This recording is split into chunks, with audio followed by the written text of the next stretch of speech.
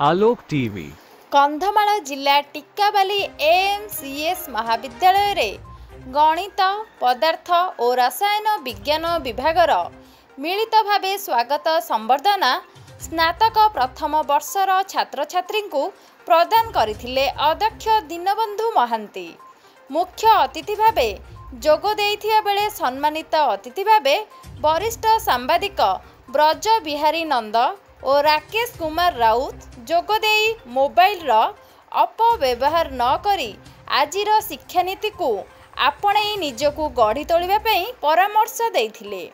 अध्यापक विष्णु प्रसाद रथ, बनमाली बेहेरा, नरेंद्र दिगाल, शंकर पाढ़ी, विरूपाक्ष मिश्र, तीनोटी विभागीय मुख्य अमूल्य सावत, विरूपाक्ष त्रिपाठी, रमेश चंद्र साहू, विभागर अध्यापक मनोज महाराणा, नरेंद्र रणा, सूरज सुबुधी, सौरभ त्रिपाठी, संग्राम बेहेरा, अध्यापिका स्मिताराणी साहू, लीजा महाराणा, रश्मिता देहुरी जोग देइथिले।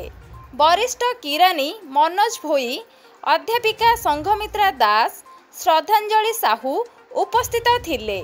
छात्री बैशाखी आचार्य, पूजा शतपथी मंच परिचालना करिथिले। ब्यूरो रिपोर्ट आलोक टीवी।